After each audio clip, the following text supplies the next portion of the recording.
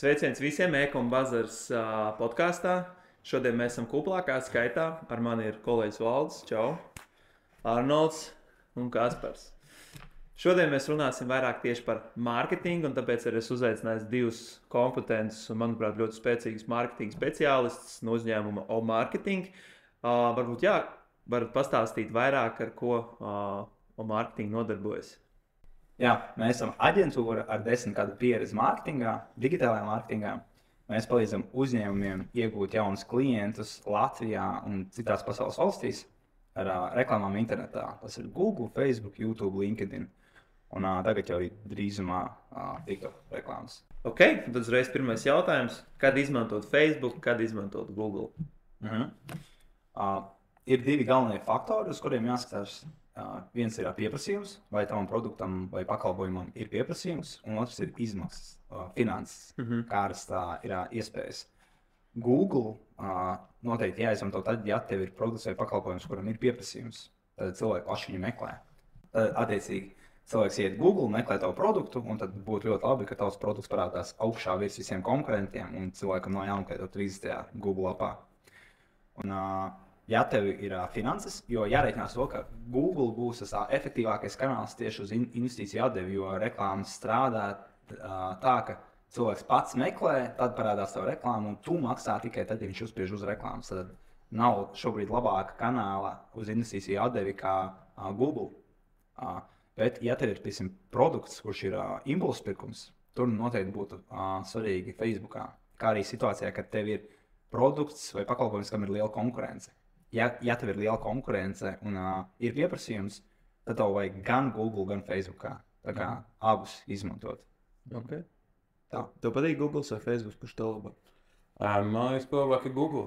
Mūsu tieši nišā jau tur uzreiz ir konkrēti pierastie līdi, kas nāk. Viņi nāk kvalitatīvi vienmēr, un arī labākie, dārgākie klienti bijuši no Google. Bet man liekas, pieņemsim, es tā skatos, neskatos budžetu, pieņemsim, es gribu iet eksportā, pieņemsim. Man liekas, ka Facebook būtu tāds labs veids, kā notestēt ideju, kā arī tu minēji.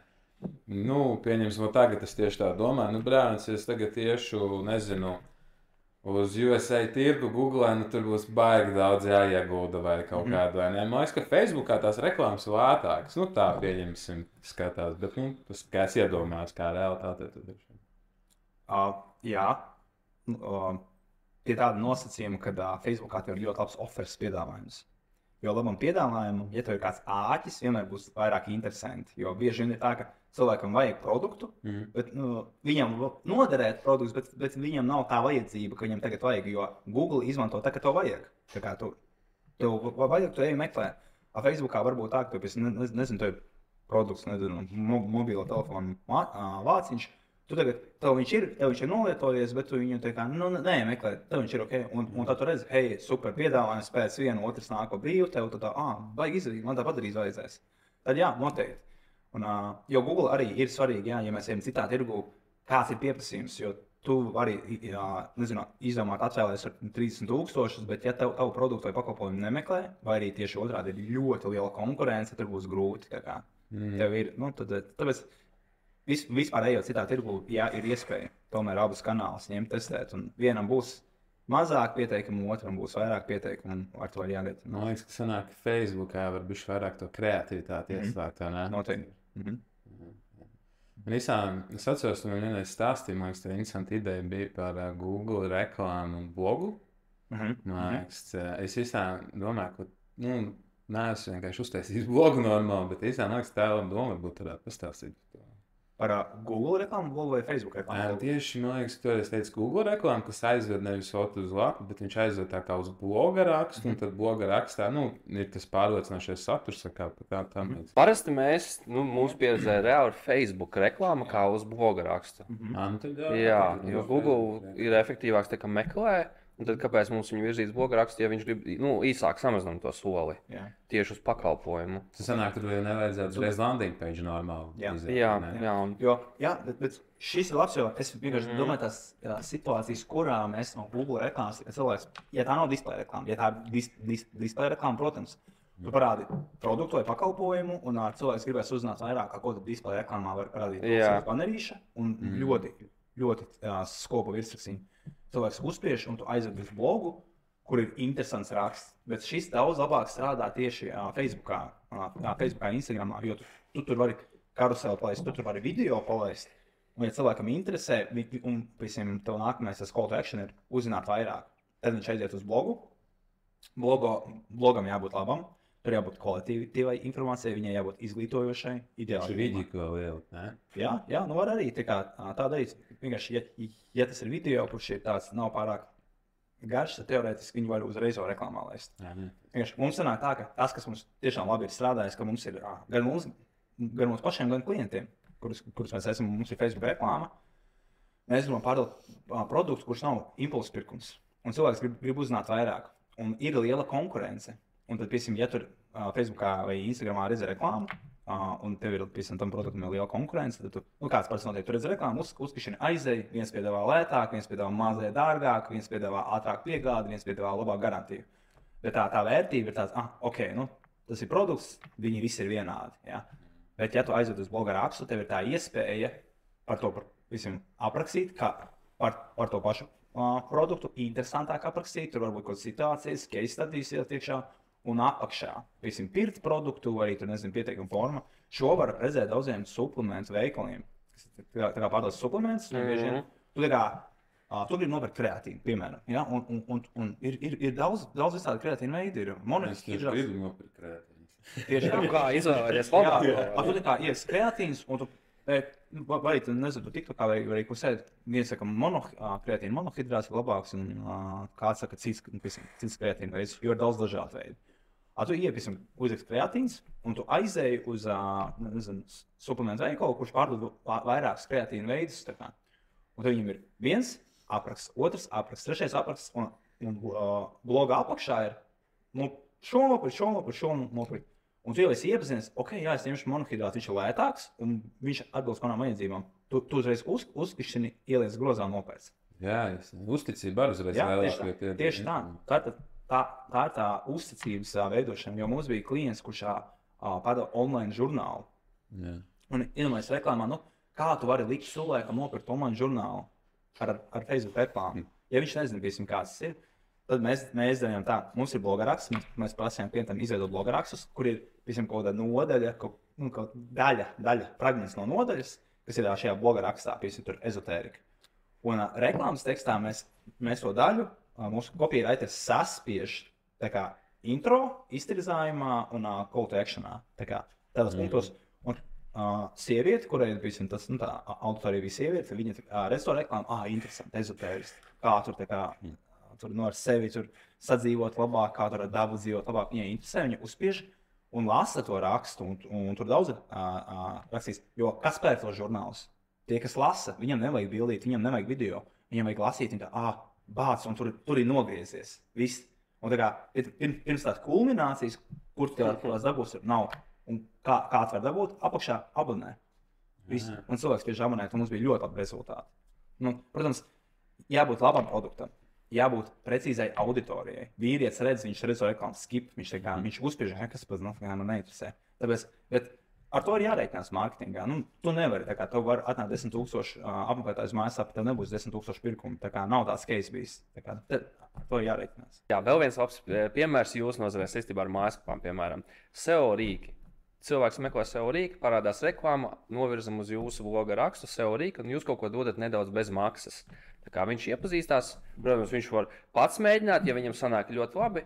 Visbiežākos gadījumos viņš vērsīsies pie jums kā speciālistam, jo viņam būs nepieciešama šī palīdzība. Tas tāds vēl labs veids, kā iegūt klientu. Un šo īstenībā es iemācījos no Tiksa. Nē, Kebem, kā vārds ir? Edgars, jā, Edgars Kebe, jā, viņš tā to dara, un to es arī no viņa uzzināju. Jā, tieši tā, tas ir ļoti labs piemērs, kā tieši ar precīzu atslēgas vārdu. Jo, ja kāds meklē SEO aģentūra, viņš visticamāk negribēs iet uz lasīt par SEO rīkiem. Par SEO rīku veidiem, bet ja kāds meklē pats SEO rīki, tas jau nozīmē to, ka viņš pats grib to darīt. Viņš aiziet, un viņš redz, ka tas ir sarežģīti, tas ir grūti, tā, un tad apakšā piesakies bezmaksas konsultācijai, mēs jau pastāstīsim vairāk. Un konsultācijas laikā tu jau pārdod. Viņš ir dabūjis jau vērtīgu informāciju bez maksas, un konsultācijas laikā tu vari vispār pateikt, hei, ok, tas būs tā, bet mēs varam to ātrāk izdarīt. Šis labs, jo es, piemēram, arī tagad sāku pētīt tās user personas pieņemšanu, nesaskatot, kas ir man user persona, viena ir, piemēram, kāds e-komercijas vadītājs, pieņemsim. Un viņš būs tas cilvēks, kurš ies pats pētīs, domās, un ja viņš netiks galā, tad viņš meklēs papildus palīdzību, vai ne? Un tad īstenībā es arī, pieņemsim labs piemērs, es atradu YouTube vienu džeku, kurš labi administrē serverus, viņš māca, es viņam rakstu, klausies, man liek to palīdzību, un samaksāšu tev galvenais, man liekas, tas tāds izglītojušais saturs, man liekas. Jā. Ok, ejam tālāk. Google Analytics 4. Es te gribētu teikt bēdīgs slavens. Jūsu domas patīk, nepatīk, besī, nebesī, problēmas, ieguvumi. Jā, laikam, vairāk Arnoļa jautājums. Sākums bija interesants, kad tikko mēs pārgājām, vajadzēja daudziem klientiem lejupielādēt Universal datus, lai importētu uz jauno, lai saglabātos. Tur bija, protams, arī tas laiks dots. Pirmie e-pasti, kas man nāca, hei, es neko nesaprotu, palīdzi man atrast tā, kā tas bija agrāk iepriekš. Nav sarežģīti, priekš basic zināšanām tur bija tā, es uztaisu instrukciju, bija zināms. Mīnus internetu veikaliem nav tik pārredzams solis, piemēram, kā cilvēks atnāca no kura avota un veicis pirkumu. Universalā tas bija nedaudz vieglāk. Viņš atnāca no reklāmas, tad viņš atnāca direktā, tad viņš veica pirkumu. Tagad tas ir nedaudz sarežģītāk. Piemēram, mums kā speciālistiem, tas jau ir grūtāk izsekot to soli. Agrāk tas bija vienkāršāk. Mīnusi nav bounce rate vairāk. Kā viņas te iegūst? Tur ir aprēķins arī ierakstīt Google. Tur ir kaut kas sesijas jādala ar kaut ko, un tad tu iegūsi to bounce rate. Bet tas ir tā kā papildus darbs. Jā, papildus darbs, un tas aizņem laiku, un plus arī tas, cik tas bounce rates tev ir svarīgs. Tas bounce rates tev ir svarīgs tad, kad tev ir kampaņas, tad, kad tev ir reklāmas, lai tu uzreiz, piemēram, Universalam bija ļoti forši. Tur kā pirmais, vai piemēram, tev ir aģentūra, kas taisa reklāmas, un tu gribi zināt, vai tās reklāmas labi strādā. Piemēram, tev tā reklāma patīk, bet tu gribi zināt, vai viņa labi strādā tam produktam vai pakalpojumam. Ja mājaslapā tu redzi, no Google CPC, tur nenormāli liels bounce rates. Tu zini, reklāma nestrādā. Cilvēks uzspiež uz reklāmas, atnāk uz mājaslapu, un viņš negrib šeit būt. Tad viņš tiek maldāts. Tagad jau to tā nevar redzēt. Bet es pieņemu to, ka viņa bounce rate ir noņemšanos, tāpēc, ka iepriekš Universalam bija tā, ka tu atnāc uz mājaslapu, un tavu sesiju sāk uzskaitīt tikai tad, kad tu pārēji, tu reiz nākamā darbība nomainās, piemēram, links augšā, tu pārēji uz kontaktiem, tad tikai sāk. Tagad jau analītikas, kad atnāc, viņš jau tajā brīdī, kad tas mājaslapā, viņš jau, tu esi mūsu mājaslapā. Es pieņemu, ka tas ir saistīts ar to, bet bounce rate, tagad viņi tāpat varēja aprēķināt, viņi varēja neņemt ārā. Tie bija labi dati, lai tu uzreiz klientam var, piemēram, ja tev klients, pirmkārt, to var pierādīt klientam, otrkārt, klients pats var pārliecināties, vai, nezinu, aģentūra viņi čakarē vai nē, vai tās reklāmas tiešām ir normālas vai nav normālas, kad ja tur nav to bounce rate ar 90%, tad tu saproti, ka ok, viss fajn, bet ja tev ir 90%, tu uzreiz zini to, nevar būt tā, ka tev tās reklāmas ir efektīvas, ja tev 90% no cilvēkiem ienāk un uzreiz pamet tev lauku. Es vienkārši tā domāju, kāpēc viņi tā dara? Ja mēs tā padomājam, tev taču ir produkts, piemēram, Google tev viņš ir jāuztais, ir vieglāks, nevis sarežģīts. Man liekas, viņš palicis sarežģītāks. Jā. Varbūt viens parasts risinājums ir tāds, ka, ok, es uztaisīju viņu tagad sarežģītāk samaksāt, tad tev būs vieglāk. Varbūt tas ir, īsti nav skaidrs, kāpēc tas tā ir. Subjektīvs viedoklis. Subjektīvs. Tā ir automatizācija. Manuprāt, tā ir automatizācija, ka Google arī iet uz to, ka kāpēc man maksāt aģentūrai, viss ir tik elementāri, ka tu vari salinkot, un tev tur viss notiks, ka tu Google Analytics padod datus uz Google Ads. Tad no serijas ietā ir connect poga. Jā, connect poga. Realitātē tas jau vairākas gadus notiek arī Facebookam, ir tā opcija boostot, tā ne Facebookam. Bet cilvēki zaudē naudu. Viņi zaudē naudu, jo tev Google arī tev ir, ideāls piemērs ar uzņēmums, kurš pārdod koku materiālu.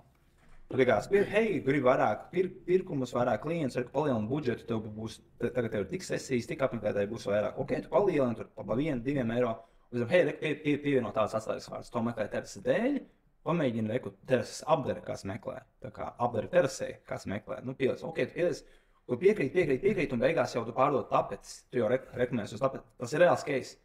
Klients, kurš pārdod koku materiālus, mēs esam auditu, mēs redzam to, ka cilvēki meklē tapetes, nāk uz viņa, jo tikai, Google dod to ieteikums, un Facebookam arī tā ir. Tāpēc ir ļoti svarīgi atcerēties, ka tas ir algoritms, viņš ļoti labi strādā, bet viņš ir jāapmāca. Tev ir jāuzstāda mērķdarbība, tev ir jāuzstāda koeficients mērķdarbībai. Ja tu, piemēram, konversiju uzstādi, konversija ir ielikt grozā ir konversija, un pirkums arī ir konversija. Bet, ja tev, piemēram, koeficients ir vienāds, tad Google teiks, ielikt grozā ir tas pats, kas nopirkt. Un tev var būt interneta reklāma, nezinu, tur 1000 cilvēki ieliek grozā, bet nopērk 50 tikai. Bet Google, Facebook, pēc tam, ja algoritmu tu neesi definējis to, ka pirkums tomēr ir top 1 prioritāte konversijai, tad viņš arī viņš rādīs tiem līdzīgajiem tiem cilvēkiem, kas ieliek grozā un nepērk, kas salīdzina.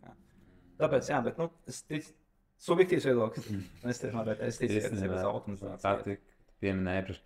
Ir viens case, man ir viens klients, un viņš taisa Facebook reklāmas. Viņš pats taisa.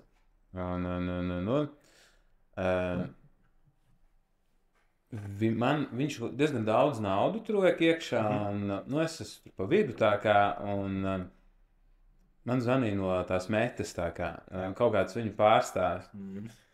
Un viņš saka, mēs jums varam dot bezmaksas konsultāciju kaut to klientu, un tas klients ar viņiem sazvanās.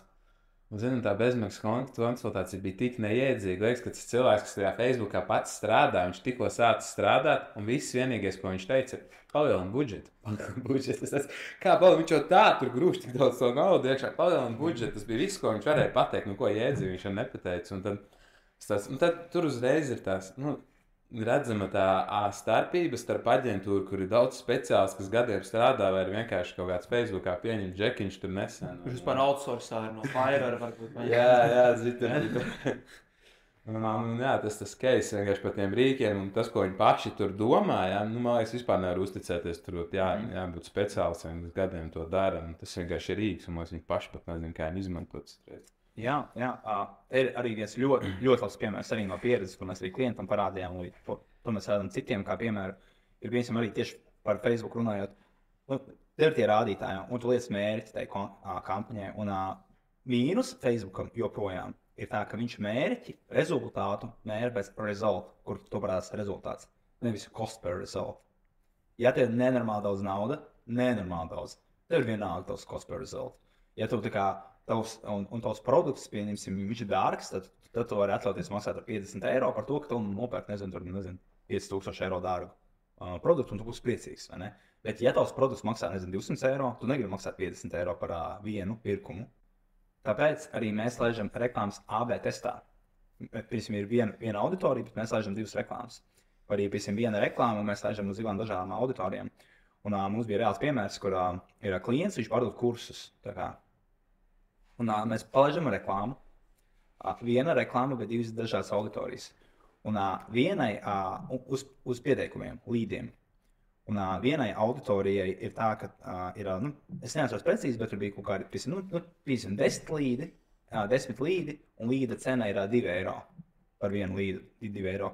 Otrajā auditorijai ir 7 līdi, bet cena ir 98 centi. Un Facebooks neskatās, reka ir 2 reizes lētāks tas pieteikums, cost per result. Tad viņš skatās, reka ir vairāk pieteikumu. Un viņš būs to, jo budžets tika sadalīts nevis kā interešu līmenī, tā kā adsatu līmenī, bet kampaņas līmenī. Tā kā daudz dara kampaņas līmenī. Sadala, un tad ir vairākas auditorijas, un tā kā viņš rāda to auditoriju, kur ir vairāk, nevis izdevīgāki. Un tas, ko mēs darām, mēs nopauzējam to auditoriju, kur ir vairāk, bet dārgāk līdi.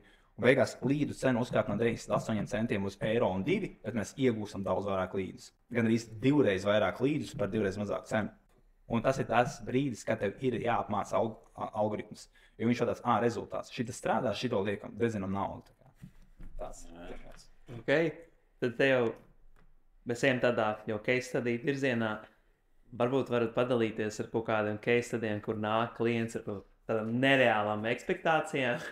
Nezinu, vai tas ir e-komercija, vai tas ir pakalpojums sniedzējs, kur atnāk klauna, kur man ir 150 eiro, man ir jāsasniedz 50,000 apgrozījums, un tajā cenā iekļaujas arī jūsu pakalpojums. Šāds nereāli case study, lai var saprast arī tie, kas pieņemsim skatās, kā nedarīt. Forši jautājums, jo tieši vakar ar mani sazinājās potenciālais klients, ar kuru mēs ar Arnoldu bijām tikušies kā vairāk kā pirms gada. Mēs aizbraucām pie klienta, tas bija ārpus Rīgas, un viņš pārdod koka karakas mājas. Jā. Un mēs aizbraucām, prezentējām, parādījām mūsu piedāvājumu, kā mēs varētu viņiem palīdzēt. Mums ir laba pieredze tieši tā kā koku karkas māju pārdošanā. Vairāk klienti bijuši, mēs sakām, tā, no mums tā sagaidīja to. Un tāpat laikā viņš paralēli meklē kaut ko citu. Un izvēlējās mūsu konkurentus. Konkurenti viņiem solīja 1000 pieteikumus mēnesī. Bet vakar viņš man zvana, saka, hei, Kaspar, kā iet, small talk, un situācija bija tāda, toreiz mēs paņēmām jūsu konkurences, jums bija laba pieredze, bet viņiem bija vēl lielāka pieredze. Viņi mums var solīt 1000 pieteikumus mēnesī, beigās dabījām 50 pieteikumus. Un jā, bet 40 no tiem bija testa.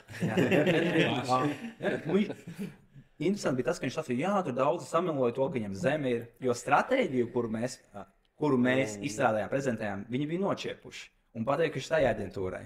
Un tā aģentūra izmantoja attiecīgi. Ja tu gribi pārdot koku karkas māju, kas ir svarīgi, vai tavam pircējiem ir jau zeme, viņam ir zeme, vai viņam ir savs finansējums, vai arī bankas vai dalīts. Tad, ja viņam ir savs finansējums, ir zemes savs finansējums, tu zini, viņš ir jau siltāks, vai viņš ir gatavs 3, 6 vai 12 mēnešu laikā dzīvot jau tajā mājā. Tad viņam ir sava zeme, viņam ir sava nauda, un viņš grib jau 3 mēnešu laikā dzīvot tajā mājā. Ideāls klients. Viss. Un viņš saka, tie 50 pieteikumi arī nebija baigi labie. Tur sazinos, daudzi meloja, ka viņiem ir zeme, viņi tikai meklē to zemi pirkt. Un tad viens arī gribēja pirkt, bet viņš saka, ka viņš grib lielākus logus, mēs nevaram ielikt lielākus logus. Slikti pieteikumi. Mēs jau nevaram garantēt, ka mums būs labāki pieteikumi. Ja cilvēks grib nopirkt to māju, bet viņš grib lielākus logus, tad tu izdomā, tu vari paiet pretī vai nevari paiet pretī. Un tad viņš mums saka, viņš grib maksāt 1500 eiro, un lai mēs pārdodam 20 mājas mēnesī. Cik viena māja maksā? Ap 80 000. Sākot no 80. Tas ir, bet, protams, ideāli. Tas ir, bet ir bijuši arī tādi klienti, kas samaksā 300 eiro, un viņš grib pārdot māju par 3 miljoniem. Viņam ir māja, un viņš grib pārdot. Viens līdz, kosts par līdz 300 un īstais. Jā, tieši tā.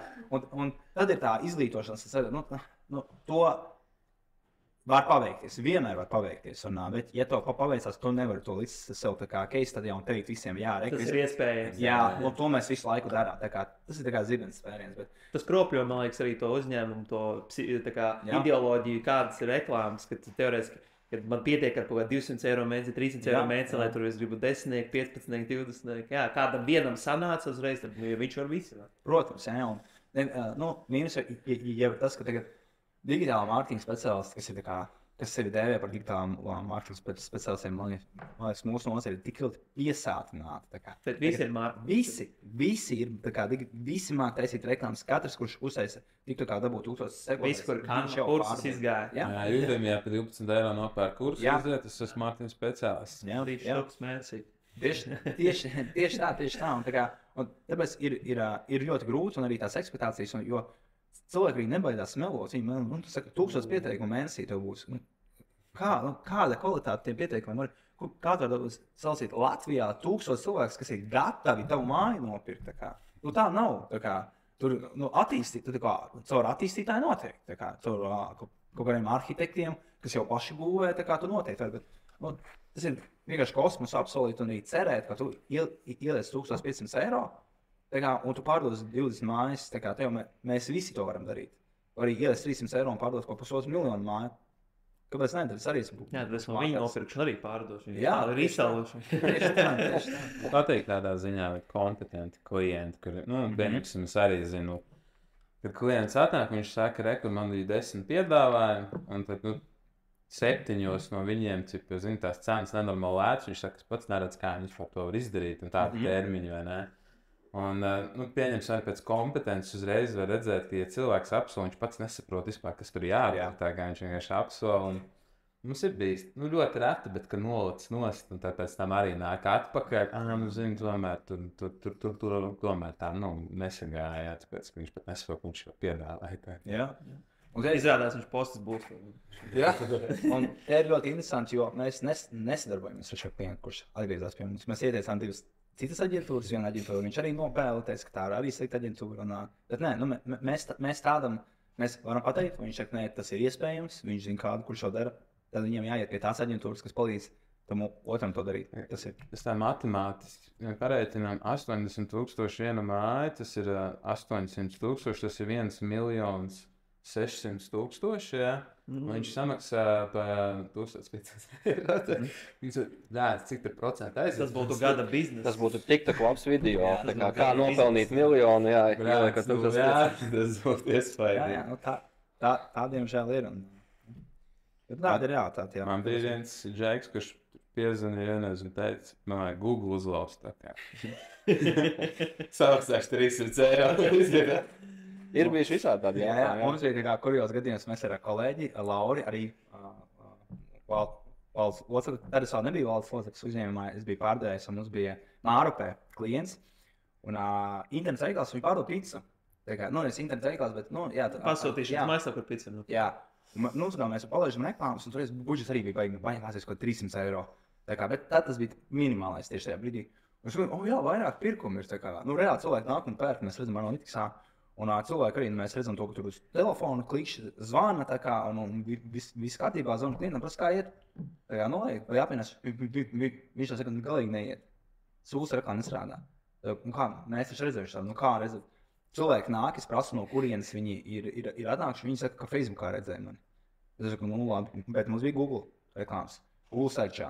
Es saku, nē, mēs jau redzam analītikā, ka cilvēks atnāk no atslēgas vārda un zvana un pasūta, un arī pizza Mārupē ieliek grozā un nopērk. Mēs to visu redzam. Tad arī bija Jānis Metrika pieslēgts, kur mēs video ierakstu skatījāmies. Un viņš saka, nē, tā nav, tie visi ir esošie klienti. Un mēs aizējām pie viņa, aizbraucam tā izrunāt, 300, jo viņš teica, atgrieziet naudu mums. Mēs tas sakām, un kaut kāds 2 nedēļas tikai bija pagājuši. Mēs varam tur izrunāt, jo, protams, varbūt kādiem, kur tur kaut kas sastāstīs. Mēs varam parādīt, un nekad datu. Mēs apsēžamies, un viņš mums saka, ko jūs rādat uz Google Analytics? Es šito 2 stundās varu uztaisīt. Mums bija tā, pagaid, ko? Es šito to, ko jūs man rādat 2 stundās varu uztaisīt un pateikt tā taisnība. Jā, mums bija tā, Tad tur bija tālāk teica to, ka mums tur tiesā iesūdzēs, ka tur ar Juris ar mums sazināsies. Un mēs viņam teicām, mēs viņam atgriežam neiztērēto budžetu, bet tā apkalpošanas maksu, kas bija tur 140 eiro, un viņam jau bija pirkumi virs kaut kādiem 400 eiro pirkumi toreiz bija. Un ka tos mēs neatgriezīsim, jo tos mēs nevaram atgriezt. Darbs ir izdarīts, daudz vairāk nekā 140 eiro, jo, protams, mēs toreiz jau spiedām uz ilgtermiņa sadarbību. Tie klienti, kas maksāja mums pa 1 mēnesi, mēs vienojāmies mutiski to, ka sadarbojamies vismaz 3 mēnešus, un tādu var 100% vērtēt rezultātu. Visu 3 mēnešu investīciju jādeva būs pēc 3 mēnešiem. Visam ir vajadzīgs laiks, īpaši, ja ir maz budžets. Bet nevar to klienti bija rītīgi traki. Tad solīja, ka jurists sazināsies un tā, bet mums ir līgums, mums ir viss kārtībā. Un beigās mēs viņam atgriezām, neizsērēt to budžetu, bet viņš arī prasīja visu naudu. Tāda visādi situācijas gadās, bet tā. Ideja briesmīgi. Bet pizza bija ļoti garšīga. Tas bija ļoti garšīga pizza. Labi, tad ejam tā bišķiņ dziļāk iekšā. Reklāma un mārketings un e-komercija, kaut kāda case studies, kas strādā, kas nē. Es zinu arī, ka mums ir bijuši arī kopīgi klienti, kur mēs ejam cauri kaut kādiem e-komercijas risinājumiem, kur ir vispār bezsakarīgi risinājumi, kāpēc tu pat saproti, tu brīnies, kāpēc nav konversija, tu saproti, ka ir kaut kādos tur grozos vai checkoutos kaut kādas konkrētas lietas, kas pilnīgi visu sabojā, varbūt tur padalīties no savas pieredzes kaut kādiem case studiem par tieši e-komerciju. Jā, Arnolds arī noteikti kaut ko varēs pastāstīt. Es varu pastāstīt par tām situācijām, kad, kā mēs runājam, kad klients izvēlās lētāko variantu. Izsevišķi internetu veikaliem, kas ir nenormāli bīstami. Un individuāli programmētiem, tas ir vispār traki. Ja kāds jau piedāvā, ka viņš par 2000 tev individuāli uzprogrammēs to internetu veikalu, tā kā tu gribi un būs labi, tur vienmēr ir bijuši saules. 100% gadījumu tur ir audzes. Sāks maidīt uzreiz, zinu, kāds ir. Man tieši bija viens klients, kurš viņš nolica nost, viņš man zvanīja, un viņam vajadzēja ar kaut kādu veikalu vai kaut ko. Un es viņam laikam neatzīstu 5,000 laikam piedāvāja kaut kā tur Google veikalu uztaisīt, ko viņam vajadzēja palīdz. Viņš teica, nē, man te viens džeks tur, viņš individuāli uz varu vēl pa 2000 uztaisīt. Jā. 2000. Nē, protams, viņš pēc 2 mēnešu zvanīja un teica, ne, kas tur nesanāca, Džeks kaut ko neatbild. Pazudis, es domāju, gan es gribu redzēt, kā viņš uzprogrammēs pēc 2000. Ja, tieši izsācis keisas, kā tā arī sāk. Jā. Un mums arī bija tā kā reāls, kuru arī jūs, nezinu, vai jūs atceraties, bet jūs arī palīdzējāt atrisināt. Mēs uztaisījām pārdotspējas auditu, aizsūtījām jūs burtiski 20 minūtēs un palielinājās vienkārši pirkumu nenormāli. Bija problēma internetveikals, normāls internetveikals, tā kā labi produkti, tur bija daudz ļoti konkrētspējīgi produkti. Tos arī, protams, visvairāk pirka, bet interesanti, skaisti produkti. Un summas bija tā kā, tur visās lampas un tur bija tā problēma, ka tā kā cilvēks aiziet, viņš redz produktu, viņam interesē. Mēs Yandex metriku izmantojām, lai skatītos cilvēku uzvedību mājaslapā. Tagad mēs Microsoft Clarity izmantojam. Bet tad bija tā, mēs skatījāmies, kāpēc ir tā, ka tu ieliec grozā, tur daudz, piemēram, 100 ieliek grozā un viens nopēr tā kā crazy. Tās ir slikti. Tā kā. Un tur reklāmas mums gāja, tur viss organiski. Tas ir tā kā visu arī organiskos apmeklētājus ņemot kopā. Un tad mēs skatāmies video ierakstu, kā cilvēks ieliek grozā. Viņš grib noformēt pirkumu. Mēs arī klientam sūtījām, un viens bija ļoti tāds piemērs, tur vairāk kā 600 eiro vērts uz produktu salikt grozā. Viņš spiež tā kā pirkt, parādās lauciņi, aizpildi. Viņš raksta savu vārdu, uzvārdu, bams, pirmais ir personas kods vispār. Viņš un tur redzēt, viņš nodzēš, jo mēs skatāmies video ierakstu, kā viņš ir uzvārds nodzēš, raksta. Nākamais tur bija kaut kāds ēpas ar telefonu, bija sajauts vietā arī uzņēmuma nosaukums, ka tu raksti, tev nav pirmkārt atdalīts uzņēmumam vai privātpersonai, ka tev prasa personas kodu, tev prasa tev atsevišķā laukā, prasa vārdu, atsevišķā laukā uzvārdu, prasa telefonu numuru, ēpastu, adresi, to LV, pasta indeksu, visu tā kā. Un trakākais arī bija tas, ka tu spied, uzraksti, nākamais tur parādās vēl. Ka jāizpild, tas bāc, un tur bija ritīgi foršas ieras. Tur bija vairāk tādi ieras, jo tur visi bija nost. Un tur bija tā kā, viņš ieraksta, un pēc tam beigās tur gan vārdu, uzvārdu, tad neredzēja, tur tā kā nošifrēts. Vienkārši aizpildās pilns, nodzēšās un pamet lapu. Un toreiz, mēs aizsūtījām jums, un jūs izņēmāt tos laukus, sakārtojāt tur visu, un tur burtiski jau tajā pašā mēnesī palielinājās. Es pat neatceros, vai reiz 3 vai reiz 6 pirkumu. Tā kā, uzreiz vienkārši tāda lieta, jūs jau burtiski pāris minūtēs izdarījāt visu ātri. Tas klientam jau, un tā lapiņam jau bija ilgi. Mums bija laikam pirmajā mēnesī mēs to jau piefiksējām, jo mēs arī gājām pa soļiem. Protams, reklāmās skatījāmies. Reklāmām atkal ļoti labi rezultāti, bet pirkumi nav. Tāpēc tev jāsaka, ok, reklāmās vainas nav. Skatāmies, kas notiek mājaslapā. Tā ir, kā saka, Lietuvām arī savu cenu. Jā, tas tur nav vēl. Aiziet, reklāmās nebūtu izsadēs. Jā. Kā tev liekas, tas diezgan daudz pastāstīja, jo internetu veikaliem vai vispār e-komercijai piegāde, apmaksas veidi un tā informācija, ko tu aizpildi, jābūt maksimāli vienkāršiem un ērtiem un pieejamiem. Bet man ir viens labs case, mēs ar klientu tieši reklamējamies internetu veikalu Latvijā, un viņš atvēra filiāles gan Igaunijā, gan Lietuvā. Jā. Viss ideāli. Lapa pārtulkota, reklāmas arī atbilstoši sataisītas lietuviešu igauņu valodā. Reklamējamies, un tad es iegāju iekšā mājaslapā, pats, kā es būtu Igaunijā, iekšā visu sāku pildīt, nopērku, drīzāk sāku veikt pirkšanas procesu, un redzu, ka man ir aizpildīta informācija, piegāde ir DPD tā kā Latvijā. Jā. Atmaksa bija latviešu, tur nebija iztulkojies, nebija nomainīts. Es viņam to aizsūtīju, un viņš attiecīgi pielāgo igauņiem igauņu piegādes veidi un apmaksas veidi un lietuviešiem lietuviešu. Tas bija tāds arī mazs solis, kas noteikti uzlaboja to izpirktspēju tur. Okay. Jo tas ir obligāti jāpārbauda. Vienmēr. Čekauts ļoti svarīgs, un dzirdēt savu aizmirst, un tas ir tur 70%. Jā, čekauts ir tā vieta, kur ir rings. Tā ir mana nauda, ir tavs maks, un tā ir tā vieta, kur man nauda pāriet tavu maku. Un ja rings nav sakārtots, tad nauda nepērk. Jā. Pateiklos aizmirst. Tu cīnies. Ar cīņa. Vai nu paņēks man naudu, vai viņi paturēšu sev. Tur jābūt tā, ka ņem produktu. Bieži vien mājaslapu īpašnieki, viņi tik ļoti ir apraduši savu lapu, ka viņi neredz vairs tos mīnusus. Un es esmu bieži izglītojis, un es vienmēr to mēģinu pasniegt diezgan tādā sensitīvā tēmā, lai nav tā, ka reku, hei, tev te ir kļūda, kāpēc tu to pielaidi? Jā, tur viss pīp, tur viss pīp, bet es viņam to pastāstu, parādu ar faktiem, un tad ir, ok, jā, paldies, un tad viņš to vairāk novērtē, kad, jā, paldies, ka tu ar savu skarbo skatījumu man te palīdzēji, un tas viņam tomēr nesīs peļņu beigās. Bet ir arī tie, kas ir iemīlējušies savā, iemīlējušies, kur viņam jebko pateiks, un aizrādinosies, kā tas ir mans, tur viss ir kārtībā, tas ir ļoti bīstami. Jā. Viņš ir ieguldījis naudu.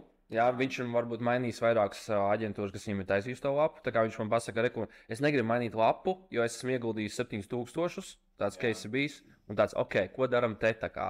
Tad mēģinām uzlabot jau esošo situāciju. Tur bildes krūtis saliktas, kas ir pa smagu, lapa nelādējās tik ātri. Hei, samazinām, tā kā viņš saprot, ka tas viņam ir darbs, tā kā. Tad, davai strādājam kopā, tā kā daram. Jā.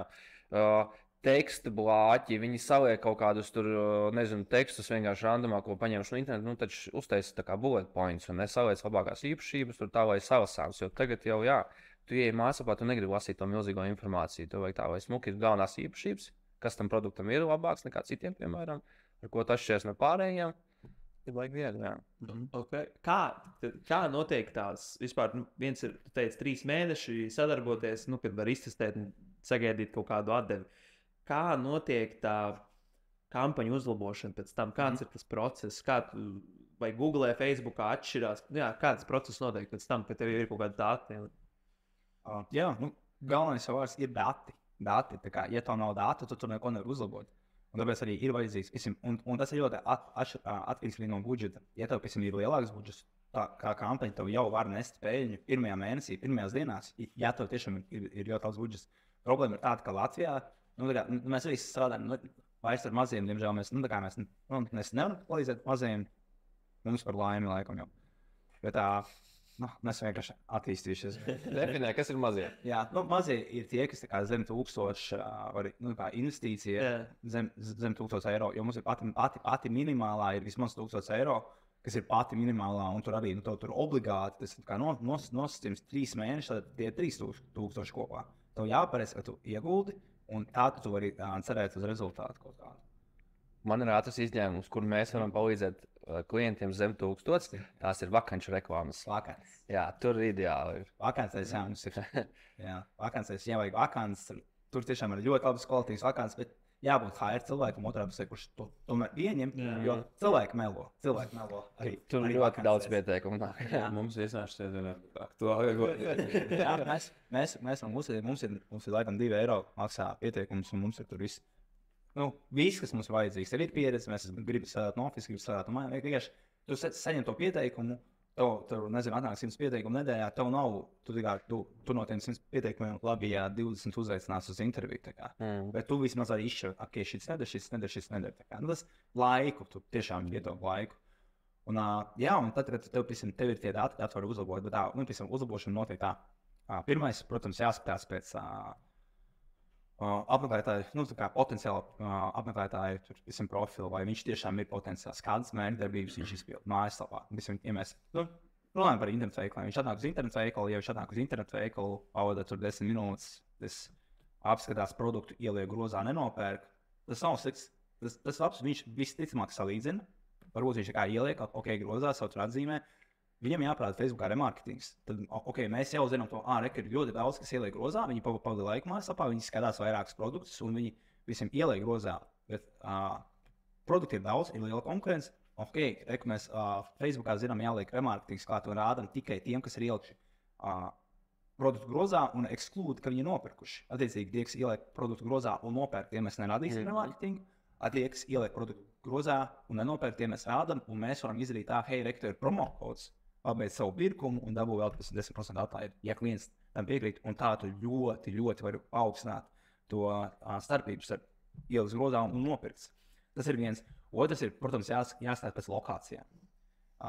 Tu redzi to, ka ārpus Rīgas te ir produkts, kurš ir forši, kuram ir liela konkurence Rīgā, bet ārpus Rīgas nav tik liela konkurence. Un tad tu redzi, ka no Rīgas mazāk pērk, bet tāpat likšana uz reklāmām naudu tērē, bet no ārpus Rīgas vairāk pērk. Jā, mēs pēc lokācijām dalām. Tu redzi to, ka no datora to nopērk 30%, bet no telefona 70%. Mēs zinām tā, ka uz telefoniem reklāmas rādīsies biežāk. Tu redz to, ka vīrieši nopērk vairāk nekā sievietes, arī sievietes nopērk vairāk nekā vīrieši. Mēs liekam koeficients, ka sievietes nopirks vairāk. Mums ir Facebookā, Instagramā, mums ir auditorijas, mums ir plašāks, šaurāks auditorijas, mums ir kaudze. Varbūt, ja jūs redzat savā reklāmas kontā, tur vienkārši scrollēt, apstāties, cik daudz auditorijā mēs esam gājuši cauri, lai saprastu, kuras ir efektīvākās, un viņas mainās, un arī tās efektīvākās arī, viņas tā kā veids kļūt efektīvas, jo tu esi izsmēlis viņas, un tev jāliek, un tev visu laiku jāsako līdzi, un galvenais jau tev jāsako līdzi investīciju atdevēji, tas ir pirmais, tu nedrīkst dedzināt klientu naudu un teikt, mēs testējam, tā kā 6 mēneši, mēs testējam, nav, Investigation. Pagaidi, bišķi. Pagaidi. Bet tev reāli jābūt investīciju atdevēji, tev jāsaprot to, ka, cik tev klients ilgi varēs uzticēties. Un otrs ir maksāja par pirkumu, maksāja par pieteikumu. Tu nevari, jo nav jau māka tā kā uztaisīt kampaņu, kur viņa reklāma rādās visiem, un tad tev kāds, nezinu, tev būs vairāk pirkumu, arī būs vairāk pieteikumu. Par rīču kampaņām runāja. Nē, ka viņš visiem rīču. Nē, rīču kampaņām, tā kā sasniedz, vienkārši, redzi, jums ir auditorija, mēs varam likt tā kā business owners, tā kā uzņēmumu īpašnieki, e-commerce, interesi kosmetoloģija, kaut kā tam līdzīgi. Mēs varam uzlikt broad vienkārši, lai visiem rādās. Rādās Jānītim, Lienītei, rādās vecam, jaunam rādās. Un tā kā, man interesē, tā kā uzspiež. Jums noteikti arī ir bijuši tādi ieteikumi. Es gribu pelnīt internetā. Jā. Tā kā jūs domājat par savu vizīti. Jā, jūs pārdodat internetā veiklos par 20-30 tūkstošiem, un jums saka, hei, es arī gribu pelnīt tā kā dropshippingā, jums atnāk. Tāpēc, ka vienkārši cilvēks, viņš kaut kā ir atnācis.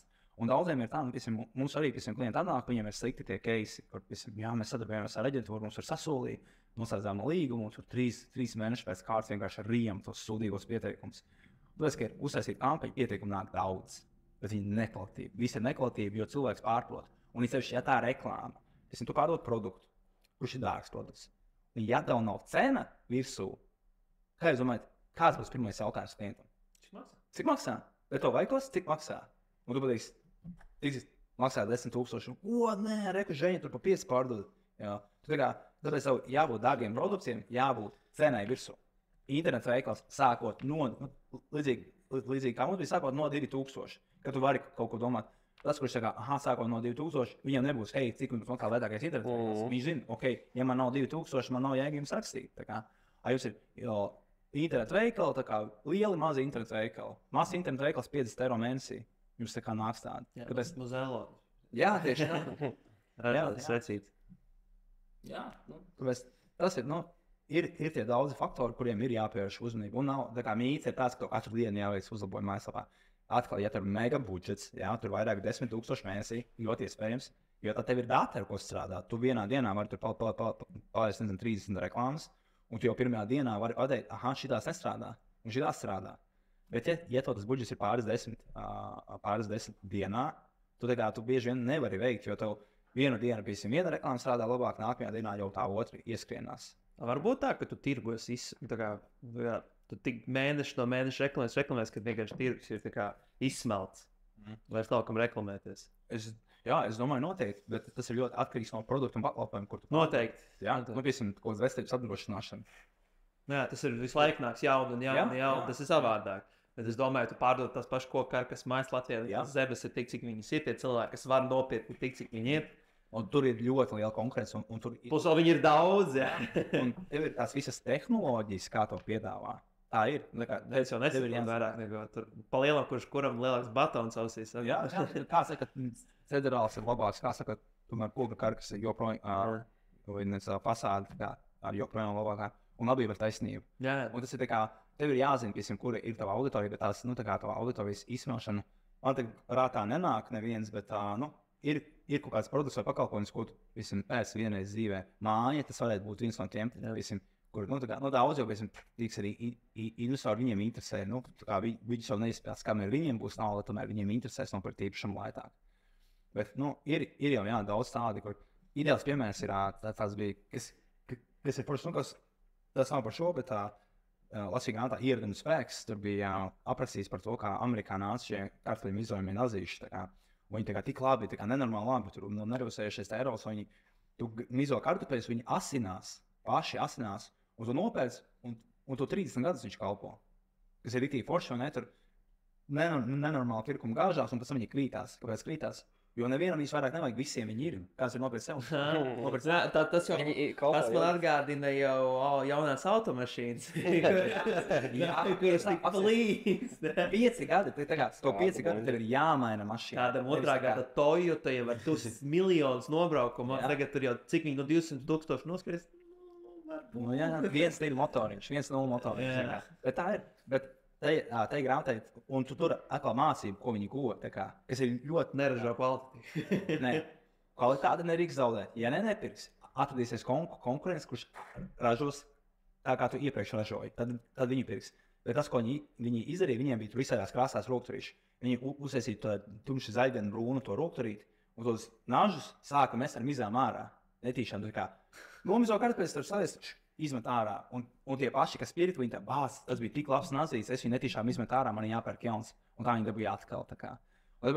Bet jā, noteikti ir tādi produkti, kurus mēs, varbūt neatceramies nopērkam vienreiz dzīvē, bet tas ražotājiem nav izdevīgi. Tur es to piekrītu. Jafta, veiksmīgs case, ko tur varbūt pastāstīt. Jā, tas jau šeit, jā, veiksmīgs case, mēs ar Google display reklāmām pārdevām jahtu. Nē, Katamaran ferīti saucās. Par 2 miljoniem. Iztērējām 2,000, pārdevām par 2 miljoniem ar Google display.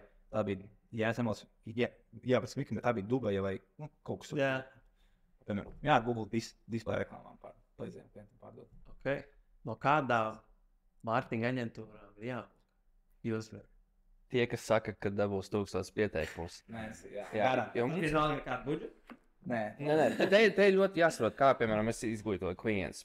Viņš pasaka, viņam ir kaut kāda kopējā investīcija, un es ņemu piemērs, ja man ir līdzīgs bijis case, es vienkārši pastos to video pieteikumu summu vai video pirkumu summu un sadalu ar viņa tīro budžetu. Un es saku, tev būs tik un tik.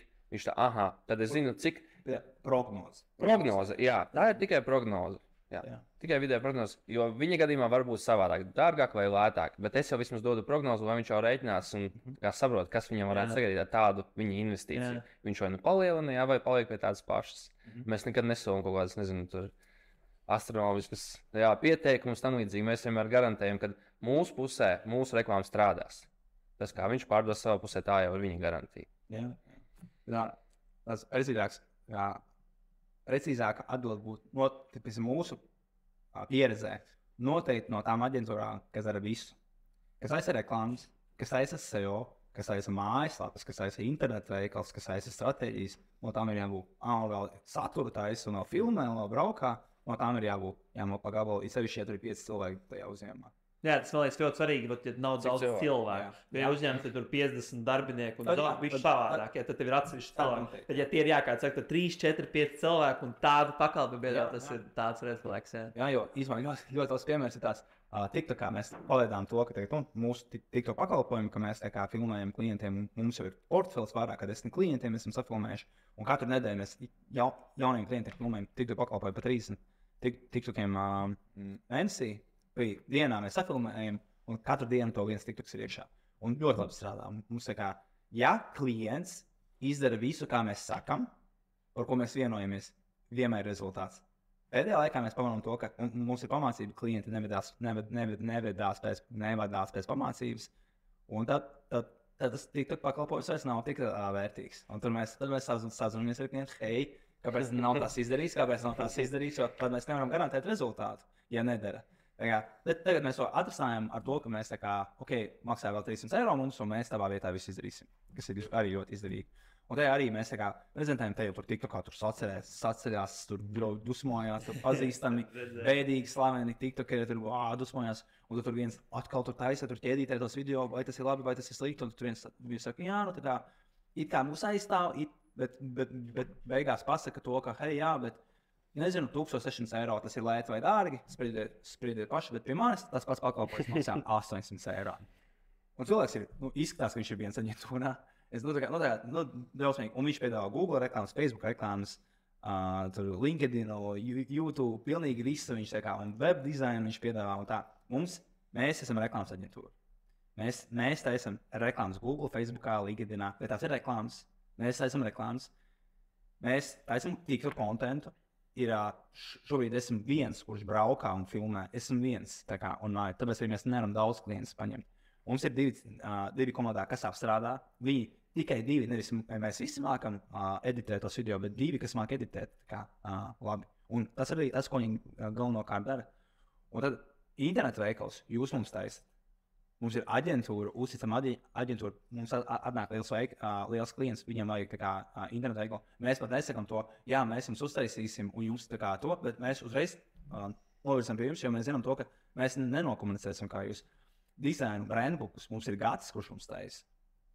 Mazās mājaslapas arī Gatis taisa. Jo viņš māk WordPressā taisīt mazas mājaslapas un dizainus ļoti labus un brandbooks. Viņš ir dizainers. Un mēs neņemam naudu no klienta, mēs novirzām viņiem. Mums ir svarīgi, lai pakalpojums ir ātrs, un mēs to visu izdarām. SEO, Kebe,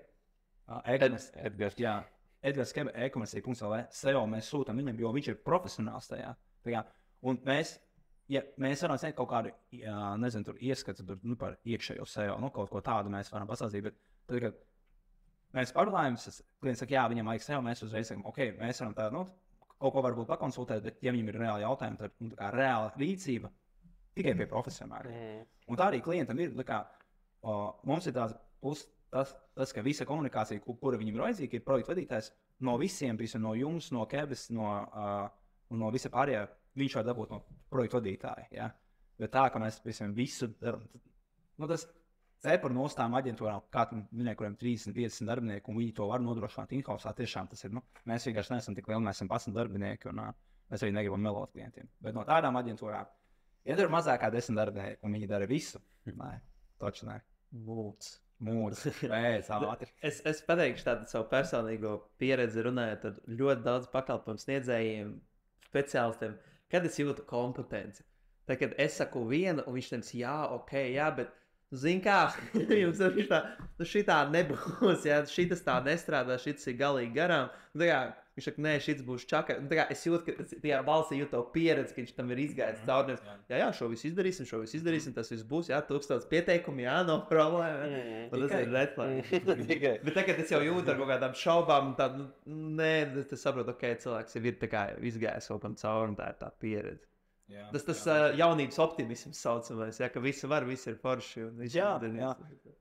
Protams, es domāju, ka jūs arī jau Alts arī pasāstījāt, ir tā problēma, tomēr, ka mēs tiekamies ar klientu, ir forši klients, mēs gribam palīdzēt klientam, mēs gribam. Un tad, kad saprot, ka ir kāds, kurš viņam sasprošos batonu sausīt ar leiputrību pasāst, tad ir jau šēl. Es arī aizveru, kā sanāca, arī tā uzņēmums, ar kur es ļoti gribēju sadarboties, mēs arī vairāk kā pirms pusotra gada jau tikāmies, tad viņi tikai iepauzēja, bet tagad viņi arī aizskāra pie mūsu konkurentiem. Kāpēc jau konkurents piedāvā to pašu, bet lētāk? Es varu garantēt, ka viņš nepiedāvā to pašu, bet viņš piedāvā lētāk. Un žēl jau ir, bet mēs vienmēr esam atvērti arī tiem klientiem, kas ir izvēlējušies, apzinājušies. Mums ir ļoti daudz case tādu bijuši. Mums ir bijis klients, kurš aiziet no mums pie konkurenta, un pēc tam iesūdz konkurentu tiesā, un atgriežas pie mums, kamēr vēl tiesājās, lai dabūtu savu naudu atpakaļ. Tāpēc, jā, Tu ielīdi iepriekšējā jautājumā jau tādā man ļoti mīļā tēmā, kas ir TikToks. Es tevi arī redzu visu laiku TikTokā. Tev ir personīgais konts, ir uzņēmuma konts, un es arī redzu uzņēmumus, kuriem jūs taisat tos TikToks. Manuprāt, TikTok šobrīd, ja liekas, ka tur ir daudz kontents, īstenībā tur ir ļoti maz kontents Latvijā. Man liekas, ja saka, Latvijā TikTok kontents ir pilns, tad īstenībā viņš ir ļoti tukšs. Un tas nozīmē to, ka ir ļoti daudz brīvas vietas uzņēmumiem, ienāk kaut kādiem šiem nozares līderiem. Mēs zinām, ka pieņemsim, mums ir tāds gigants Latvijā, kas TikTokā vienmēr, man liekas, būs un paliks tās redakcijas. Jā, tas ir pirmais un tā tālāk. Mēs zinām, ir kārbais, kas ir ar mašīnu plačiem, tā tālāk. Kāda vispār ir, es teiktu, nozīme šobrīd uzņēmumam? Vai visiem uzņēmumiem vajag TikTok, vai specifisks nozares tavuprāt, kur vajag TikTok? Kā vispār tagad uzņēmumiem jāskatās uz TikTok? Es mēģināju paralēli atrast statistiku, bet Arnolds varbūt atrast, cik daudz saturs Latvijā TikTokā. Tikko bija seminārs. Es redzēju, bija tabula, kur bija, ka Latvijā ir kaut kāda aktīva 700 vai 800 tūkstoši lietotāju. Jā. Man liekas, nepilniem 2 miljoniem, tas ir daudz. Tas ir. Bet TikToks, Nu, tagad redzēsim, kas notiks. Nu, mums jau kā aģentūrai, viss forši, tā kā mēs taisīsim reklāmas arī TikTokā. Tā kā viņas ieradās. Jā, augstā, viņas solās, ka viņam vienā. Domā, būs lēti? Reklāma tikpat. Minimālais laikam tur bija 20. To mēs redzēsim. Jā, tas ir hipotēzēt, jo viņš nav vēl neatproduks. Mēs jau laižam paralēli uz Ameriku. Mums ir TikToks kā klientam, mēs laižam, mēs arī salīdzinām. Mums ir Facebookā, mums ir TikTokā. Facebookā ir labāki rezultāti. Jā. Nu, protams, TikTokā jau to kontentam jābūt citādam, pilnīgi citādam. Tā ir pilnīgi cita platforma. Tā kā tu TikTokā nevis tā kā uzzināt, nu tā kā tu izklaidēties, tu tā kā atdoties. Uzzināt, iemācīties kaut ko jaunu, pasmieties. Man liekas, šīs ir tādas uzzināt kaut ko jaunu, apskatīties kaut ko par sevi interesējošām tēmām, vienkārši paņirt. Man liekas, šīs tās galvenās TikTok funkcijas. Jā, tikai tā secība ir tieši otrā. Nu jā. Tāpēc, ka primāri tas ir fun. Tur ir short contents, uzzināt kaut ko jaunu. Jā, es tik daudz ko esmu iemācījies no TikTok. Tā kā, nu reāli, Arnolds arī pastāstīja, kā burciņu pareizi atvērt. Es biju šajās neprīkos, jā, saspied, jā, ielaid gaisu un atvērās. Es tikai sievas tētim parādu, apsvērst Džeks čokās. Jā, es 30 gadus apkaunoju sevi. Sievas mācas priekšā arī burciņu atvērt. Te ir tas, kad pieaugušie saka, ko tu savā TikTokā tur sēdi, ko tu iemācies. Es mašīnai, tā kā man kaut ko vajag, man ir pāris video TikTokā, kur spirks sagriež lampas, saplēš un vispār, ka es pats mēģinu arī, bet es mēģinu iemācīties. Bet visu, ko es tā kā redzu, kā tu izdarīsi, vienkārši man rokas nav tā kā no īstās vietas laikam. Bet TikToks un YouTube, tā kā tu jau vari atrast, ja tu meklē, tādu, es personīgi meklēju pamācību, bet es neeju Google. Nemeklēju. Jā, man liekas, sāk parādīties tāda lieta kā TikTok SEO, jo tie senčāli bieži meklē. Nē, bet tas ir, tāpēc, ka kāpēc man ir svarīgs laiks un tur short contents. Tagad jau var pat 10 minūtes TikTokā likt. Var arī pat vairāk jau. Nē, 10. Jā, ok. Šeit jau pat 30. Nezīsimies, jā. Bet tu zini to, ka tu ies un tu būs video, jo YouTube, kas man mazliet nepatīk, jāskipo tur, tu pastāst. Piesako, ielaiko. Jā, kā nomainīt spūdīt, bet pirms tam piesako man, ielaiko. Un vispār, man šodien pohas. Video 12 minūtes, un atbildi ir 11 minūtē. Jā. TikTokā tu zini to. Tu redzi video pusotru minūti. Pūles tiks izņemt, parādīt, pastāstīt, ielikt. Un tas ir tik grūti. Un par jautājumu par uzņēmumiem. Es domāju, katram uzņēmumam būtu jāliek TikTokā. Un ļoti daudzi, jo TikToks, un es jau esmu uzņēmēju klubā BNI un tā, un es tur visu laiku skandināju TikToks, un es zinu to, ka pēc 2 gadi ļoti daudz uzņēmumu nožēlos to, ka viņi nav bijuši tā kā, nav sākuši TikTokā no sākuma. Un, piemēram, tieši tā Ledercīs ir tik ļoti labs piemērs. Un, kā viņi, cik daudz kontentu liek, un cik daudz tas kontents ir svarīgs, cik daudz es esmu nopircis no šī video. Te es apstādināšu, kur veidosies cilvēkiem šaubas. Viens ir, tas ir internetu veikals, tie ir produkti, bet piecim atnāk tur, kurš pārdod CNC iekārtas, un viņš domās tērēt to laiku. Tā kā klients. Kad uzņēmums, nezinu, pārkārt. Tu tā kā nāc, tur pieņems, mēs tur taisām redakcijā, viņi pārdod par tādu, bet gāviens viņam, tas ir veikals. Mums arī īstenībā ir līdzīgs skejs, mums jau var būt nišēts ar pakalpojumu. Jums ir nišētāks pakalpojums kā privātās lidmašīnas. Tu par to the jet business? Jā. Apsieties, cilvēks pārdod privātās lidmašīnas caur TikToku. Bet te ir tā, viņa saturs rādās visur pasaulē. Jā, kāpēc jūs nerādās visur pasaulē? Es nezinu. Nevar? Es nezinu. Viņam ir cits internets? Nē, angliski. Angliski, bet viņš jau var būt. Bet nav tas prikals ar to VPN? Jūs varat nopirkt citu VPN. Es nezinu, man tas interesē, kā var uz ārzemēm. Es esmu dzirdējis, ka, pieņems, es esmu no Latvijas, es kaut kā taisu kontentu angliski, tad viņš būs tikai Latvijā. Jūs arī esat redzējis daudziem latviešu šiem uzņēmumiem, kur taisa angliski, komentāri ir, hei, kāpēc tu runā angliski? Jā. Ir tomēr tas lokalizēšana arī.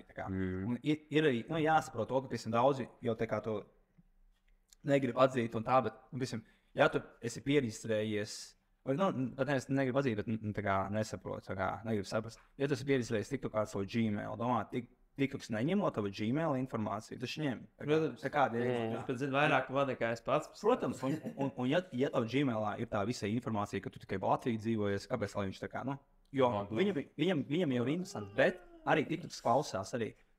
te ir garantēts, jo tiem pašiem cilvēkiem, kas ir pisu latviešu, viņi taisa krievu valodā kontentu no Latvijas, daudz no Krievijas, no Ukrainas seko. Tiem, kas angliski taisa, tomēr arī seko. Un ne tikai no Amerikas, bet pisu no tuvākām valstīm, tur no Skandināvijas un tā. Galvenais ir darīt. Un arī, piemēram, par tām CNC iekārtām ir, nezinu, kas mums ir, nezinu, vai viens mūsu klients ir galdu ļoti dārgu pārdevis. Vienkārši viens galds, un mēs 30 video par vienu galdu. Jā, tas ir ļoti interesants. Daudziem ļoti nepatīk, daudziem patīk. Un tur bija tur ir interesanti, bet tu vari pārdot dārgus produktus, ja tu rādi vērtību viņiem. Jo tev jau nevajag, tur redzi, tev ir 1000 skatījumu, cilvēkiem interesē lētākais, dārgākais, kas tev ir. Tu redzi to, ka ir pieņemsim daudz skatījumu. Kāda iespējamība, ja tev 1000 cilvēku noskatās, ka kādam no viņiem ir, nezinu, interesē CNC iekārtu, viņiem ir, nezinu, cik viņiem maksās 50, 100 000, nav. Bet, ja 100 000 noskatās, un tur jau varētu būt kādam Eurekumam Braunam ir uzņēmums, viņš arī tieši teica to, ka viņš grib pirkt CNC, parādīšu viņiem. Tāpēc ir jātais, ir vajadzīgs rīčs.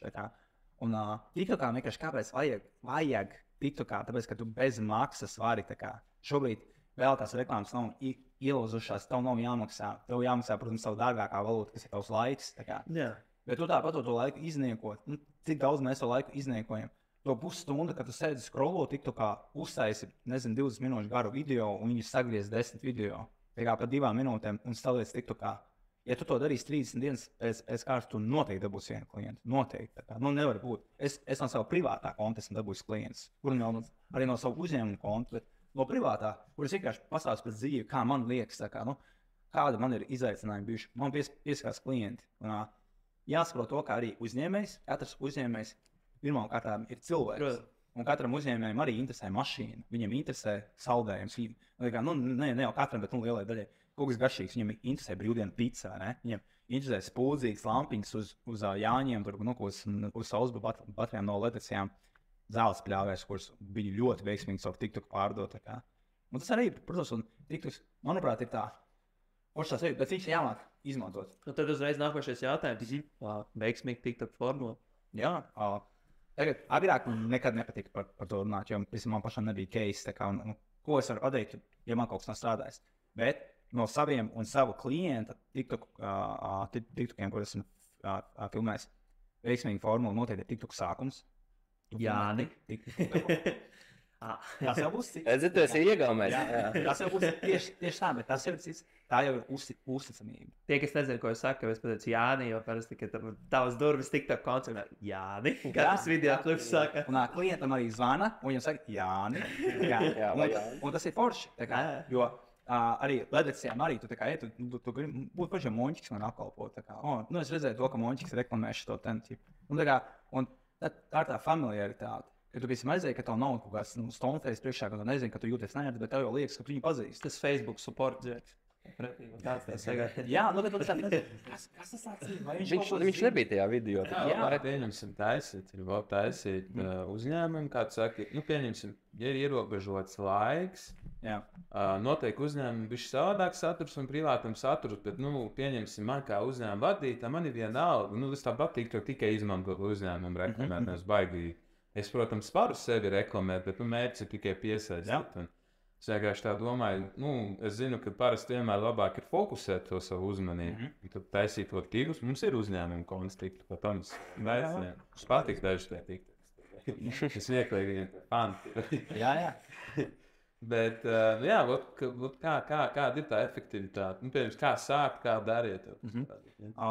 Šeit ir tā formula, kuras sācīja pirmais. Bet tā ir visa formula, visa reklāmā. Es tev apstādošu, man liekas, uzņēmuma formula un privātā konta formula divas dažādas lietas, jo, ko es no sava personīgā TikTok konta sapratu, ka, lai dabūtu daudz skatījumus, tev ir jāizvai no pustauta pirmajās 3 sekundēs, un pēc tam jāpaskaidro, ka īstenībā nebija tas, ko tu domā. Kas ir viens aizvainošanas? Interesi. Tev ir jārada interesi. Tad tev jāpiesaista uzmanību. Bet tu to uzmanību pievērsi tam pirmajam to savu to frāzi, ko jā, tieši tā. Tev ir tavi sekotāji, un tu tev arī tu berās un tā. Bet uzņēmumu, bet tieši tā pirmās 3 sekundes. Ja tu gribi, kādu video uzņēmumu nevajag taisīt. Šo visiem mēs esam veidē markets skip. Piedīrs. Kas ir mēdēmā? Jā. Tu taisi tā video sākas, vai tev ir lēns internet veikals? Tu uzreiz iesi. Tam, kam ir, tas skatīsies. Uzņēmējs tikko runājis ar Arnoldu, un Arnolds viņam ir teicis to, ka, grūti jums ielādēt, jums ir pārāk liels bildes iekšā. Viņš tā, viņam grūti to pieņemt. Okay, ja? Viņš iet tikko kā, pirmais, vai tev ir lēns internet veikals? Tikko man jau sabāra, kas viņam sakāms. Viss, tu trāpi, arī, piesim, video sāks konkurss. Uzņēmēji tas varētu uzrunāt, varbūt, bet probably ne. Mammu mājās uzrunās, mamma mājās, kas jauniešus. Jaunieši uzrunās, konkurss, kurus negrib kaut ko minēt. Pašā sākumā tu uzreiz un tas ir tāpat kā Facebookā, ja tu ir garlaicīga reklāmas, ir kaut kā neinteresanti. Tu scrollo, tu scrollo un tu sprādiens kaut kāds, un tur kaut ko sāsē to tādu, tev var nepatikt, bet tev izraisa emocijas, tev izraisa interesi. Tu vari vadīt, skaties par idiotu, bet tu skaties. Tu pasties, un viņš var uzsprāgt un pateikt, lētākā riepu montāža Rīgā. Brauc jebkurā laikā tā un to, forši, bet tu pievērsi uzmanību, un tas ir svarīgi, un daudziem ir tā, ka viņi nesaprot, jo vienmēr arī mārketingā stāsts ir par tavu klientu, stāsts nav par tevi. Vai ja tu beigās pasaki to, un es parasti arī internetu veikalos, man nepatīk kāds reizes, bet tu neesi klients. Tieši tā, man patīk tā, bet ja tavam klientam nepatīk, viņš nepirks. Tas ir tāpat kā tu ieej vienkārši tādā veiklā, kur to nepatīk, kur to smirkas vīraka, tev nepatīk vīraks, un tu ieej iekšā tur smirkas vīraka, tu iesver, nē, paldies. Bet uzņēmumu veikala vadītājiem patīk vīraks. Bet es teiktu pateikšu frāzi, saki taisnība vai nav taisnība. Risks. Laba Facebook reklāma nekad nebūs veiksmīgs TikToks, bet veiksmīgs TikToks var būt ļoti laba Facebook reklāma. Piekrīt. Ja? Piekrīt. Kāpēc tā prātā? Tīri pēc pieredzes. Tas ir tas, ko mēs darām, klientiem arī rādam. Var būt, noteikti ir case. Bet TikToks, man liekas, ka TikToks ir kaut kā atdzīvinājis visu.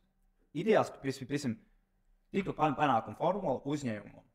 Viņš ir interesants, stāsts ir par viņa klientu, stāsts ir par produktu, nevis par reku, mēs esam redakcijas, es ceru, ka redakcijas nevis konceptu, to, ko mēs esam Bet mēs esam redakcijas pārdodam to un to, bet ne, viņš ir reku produkts. Kam interesē savas spēlēs, viņš skatīsies ar interesi, kam interesē tur, kur lūk, tur, kam ir mašīnas, kam ir visi, pilnīgi visi, piemēram, ko viņi reklamē, kam tas interesē, viņi skatīsies, jo viņi uzreiz reku produkts. Un kaut ko smieklīgi, kaut kādu humoriņu, kaut kādu dzīvi. Personāžu kādu. Personāžu. Kaut kas tev tas ir interesants. Tikai Eriks Kārbē. Jā, Eriks. Var apsīties, ir pārdošanas kontents, kur ir produkts, un ideāli gadījumā, ja tur ir cena klāt, ja tu nepasaki cena ir jānofilmē, jāparāda, jo tu arī TikTokā, tu negribi, lai tev uzraksta, cik šitas maksā. Tu labāk gribi, lai tev TikTokā uzraksta bāc, kāpēc tik dārgi, kāpēc tādu kosmosu maksā. Tu labāk to gribi, nekā cik tas maksā. Bija jau ažiotāža, kad tas Eiroled uztaisīja, mums ir jauna mājaslapa. Sāksies 100,000, un tad aiziet tāds crazy, tur tā ķēde. Tā kā pie jums viņš nesīja? Nē, man liekas, ka jā, es redzēju. Un tad bija kā varbūt tik dārgi, un es tur viņu var 2K maksimums, un tad tā problēma, ka cilvēks vērtē internetu veikalu tikai pēc tā, ko viņš redz ar acīm. Tieši tā. Jā. Un tas šeit arī, piemēram, neefektīvs, atgriežoties pie TikTok, neefektīvs ir, kur tu stāsti par sevi un tu centies pārdot. Brīdī, kuram patīk pārdevēji, kuram patīk runāt ar pārdevēju? Nevienam nepatīk būt izmantotam, un tu saproti to, tad, kad tu runā ar pārdevēju, tevi izmantos. Jo kas vajadzīgs pārdevējiem? Tava nauda. Un neviens negrib, vai ja tev ir vajadzīgs tas produkts, piemēram, tu gribi nopirkt to produktu, tu ieeji. Ideāls piemērs, tu ieeji Sportlandā, gribi nopirkt savu botu, to pienāk, kā var palīdzēt rekundas jauniem modlīšiem. Tu tas, vecīt, atšuvies. Bet tu esi ienāc nopirkt botas, un tev saka, hei, viņš tikai citā valodā saka, hei, es varu palīdzēšu nopirkt botas, bet tu, atšuvies, nepārdod man. Tas ir ideāls piemērs. Un tā, tu... Es gribēju teikt, tas ir tā kā mājaslapās tie pop-up banneri, kas uzliec. Nopērts šitā. Nevienmēr viņi tik efektīvi. Jā, tieši tā. Pop-up banneris vajag beigās tikai viņš iet ārā. Jā, tā kā iet ārā, hei, bez rekums ir piedāvājums. Jā, tā ir laba stratēģija. Un slikti, jo var redzēt, ir TikTok profili, kas pārdod labu produktu vai labu pakalpojumu. Bet viņi pārdod. Viņi nerada vērtību. Viņa nav tāds interesants, nav kaut kāds āķītis, nav kaut kāds pārspīlējums, nav kaut kāds, viņi nemāk par sevi pasmieties. Jo mums visiem, es īstenībā neteikšu, kuri mūsu ķirsīši, kāpēc mūsu TikTok, mūsu klientiem strādā, paķeri, piemēram, viņiem nav daudz, piemēram, nevis, daudziem ir daudz skatījumu, bet daudziem, piemēram, arī nav daudz skatījumu, bet tāpat nāk klienti pērk. Tāpēc, ka tur ir pāris ķirsīši, ko mēs esam sapratuši, ka jāieliek iekšā. Un nestrādā tiem, kur tu pasies, un tu redzi, tev uzreiz jau grib pārdot. Un ir ļoti daudz piemēru, ir mūsu klientu konkurenti, kur mēs arī skatāmies, un mēs zinām, ka šitās mēs nevaram taisīt. Daudz video, viņš konstanti lieto 3-4 video dienā, bet tu redzi to, ka viņš pārdod visu laiku tev, un cilvēks negrib, lai viņu pārdod. Cilvēks grib, lai viņu konsultē, viņš grib atnākt un tā ieinteresē un pastāst. Un tajā brīdī, kad tev ir produkts, un tu pastāsti par to produktu, ar ko viņš ir labs un tā, un beigās cena ir tāda un tāda. Bet tu nesaki, nopērc pie mums tikai pēc pie mums tāda cena, nekas, ka visur citur tāda pati cena. Bet tu pasaki, un tajā brīdī, ka viņš tā, ok, jā, man vajag to dīvānu, pieņemsim. Man rekubīja tā forša dīvāna, tur izlaižams, tur tā kā, nezinu, velūru vai vēl kaut ko tādu. Viņš smuki pastāstīja. Otrs tā saka, brauc pie mums visādi dīvāni, šitāds dīvāns, un viņš tev grib iepārdot. Bez vērtības, viens pārdot ar vērtību, radīs vērtību pirms tam līdzīgi kā blogaraksts. Vai nu tu blogarakstā, tu izlasi informāciju un apakšā pirkt, vai arī tu vienkārši augšā pirkt un apakšā informāciju. Tu vari paskatīties, padomāt, kur būs vairāk pirkumu. Ja godīgi, kaut kas līdzīgs arī YouTube, bet jau tās kontentu taisēt cilvēkam palīdzēt, rāda to uzticību vai nē, un tev tiešām reiz izlaic, kur ir nāc pēc, tur nav jau interesi, bet rāda vērtību tieši. Jā, man pat patīk teikt to, ka nauda, izmaksas, finanses ir tāds sensitīvs temats arī katram klientam. Tas arī saka, tagad pie sensitīvai ķeramies pie naudām, jo kādā 1000 eiro ir daudz, kādam ir maz. Tam, kam ir daudz tādu vienkārši temats, tādam, kuram ir maz, tas ir sensitīvs temats. Ok, aiziesim prom no TikTok atpakaļ uz e-komerciju, tad kādas reklāmas vislabāk strādā tieši priekš internetu veikaliem pēc pieredzes? Priekš internetu veikaliem, ja ir impulss, lēti produkti, tad noteikti tās ir. Tur var karuseļus. Ja ir impulss pirkums, noteikti Facebook, Instagram. Lai, ka tev ir sevišķi sales, vismaz Black Friday, visur, protams, tu raksti, tu liec iekšā, tur atlaides līdz 70%. Atlaides strādā labs produkts ar konkurētspējīgu pakalpojumu. Un forši tas, ka internetu veikaliem tev nevajag video reklāmas. Tā izskaras, liec vairāki produkti, vienā cenu kategorijā, vienās interesēs, piemēram, kur ir intereses. TikTok ir pieņemsim, kā? TikTok uz internetu veikaliem. Tur ir, redakcijas, man liekas, arī. Jā, redakcijas jau vispār jau no paša sākuma, un mēs jau atzīšos, mēs pat nošpikojām no redakcijām, laist TikTokus, un mēs pat speciāli, tad, kad klientam prasījām, ka jālaiž TikTok, klients, viņam vēl nebija TikTok konts, viņš mums atsūtīja, mēs pielikām TikTok watermarku klāt. Klientam uztaisījām, viņš pats uztaisīja savu jaunu kontu, un no Facebook reklāmām klientam nāca sekotāji TikTokā. Tas video pat nebija klientam TikTokā, bet mēs uzlikām, bet tagad mums ir tā, TikTok strādā, mēs lejupielādējam, pagaidām, kamēr Facebook atļauj ar visu watermarku, mēs laižam, ar to tur visu to TikTok simboliņu. Kāpēc? Tāpēc, ka kāds teiks, izskatās neprofesionāli. Var jau būt, bet ja tas strādā, tad kāda starpība. Un tas strādā ne tikai uz pirkumiem, bet arī strādā uz to, ka cilvēki no Facebook, kas viņiem neseko TikTokā, nāk uz TikTok un ātrāk uzzina jaunumus TikTokā.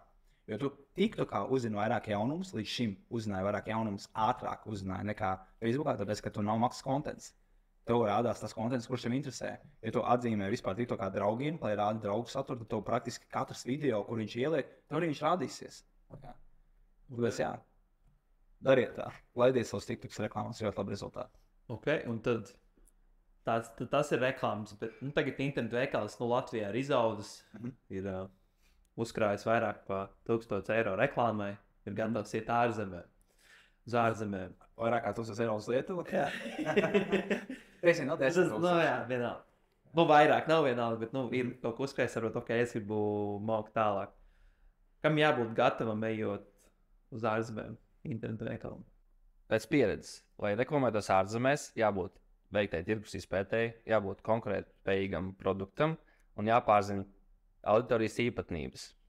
Ok, varbūt var pastāstīt vairāk par auditorijas īpatnībām, kā tas ir domāts. Auditorijas īpatnības ir tādas, ka, piemēram, kādas ierīces viņi lieto. Un, piemēram, Apple lietotāji un Android lietotāji. Un, bieži vien, un es zinu, to daudz nepiekritīs, bet bieži vien Apple lietotājiem ir savas īpatnības. Viņi ir lojālāki, piemēram, Apple produkcijai. Ja tu ej ar kaut ko, kas ir, piemēram, vāciņiem, arī kaut ko tādu, kas ir paredzēts Apple, tad tev ir jāizpēta. Tu gribi rādīt Apple lietotājiem tomēr to produktu. Piemēram, tu vari ātri ar kaut kādiem suvenīriem, kaut ko, kas ir kaut kādam konkrētam produktam, tad tev jābūt tajā auditorijas īpatnībai, ka tie ir patērētāji tieši tam produktam.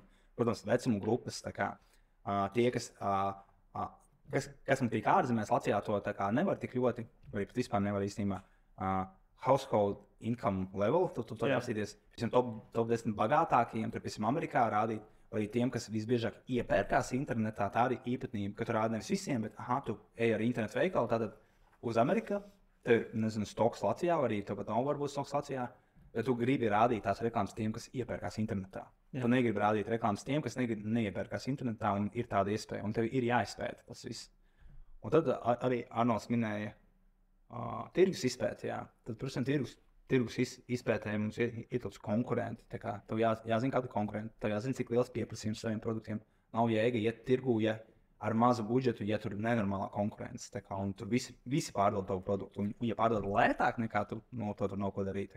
Ja tu nevari, tad, piemēram, līdzīgi arī ar no sevis konkurētspējas. Ja tev vienīgi nav kāds riktīgi unikāls piedāvājums no citiem, tu Facebookā vari. Jā, protams. Jo tas ir tā, ja tu ej iekšā ar kaut ko tādu, kas citiem nav, tur obligāti jāiet. Ja tu, piemēram, Latvijā to vari, un, piemēram, tu ej, un tu zini to, ka tajās valstīs tas nav, tev obligāti jāiet iekšā, tev obligāti Facebookā jārāda, jāizglīto, ka pie tevis ir tas produkts vai pakalpojums. Produkts, ja tas ir internetu veikals, tas ir obligāti jādara. Ja tev ir jāsaprot, ja tu negribi dedzināt to naudu, tev labāk jau viņu vismaz sadalīt. Ja ne, bet super šaurajā, tā kā precīzajā auditorijai, tad daļu kampaņu precīzajā, piemēram, vienu kampaņu precīzajai un vienu plašākai. Jo, visus datus jau Facebook un Google arī nevar dabūt. Tāpēc, tas piekrīt Arnoldam. Ja tev tās trīs lietas ir sakārtotas, galvenokārt tev tiešām produkts. Nevar iet ar tādu produktu, kurš tev patīk. Šitais Latvijā aizgāja, tagad es iešu ārzemēs viņu reklamēt. Ārzemēs ir vienkārši 100 reizes vairāk konkurenti un pārdod labāk, lētāk nekā tu. Tas būs ļoti grūti. Nav nemaz tik mazsvarīgi kā pirmie 3 punkti, bet internetu veikalam jābūt ideālam, ja tu pārdod produktu ārzemēs. Valoda, piegādes sistēma, apmaksas sistēmas, lai viss ir vienkārši un ērti pieejams, kā tajā valstī cilvēki pieraduši iepirkties. Paldies, bija rītīgi forša saruna. Paldies, kā atbraucāt. Tad veiksim darbos. Paldies!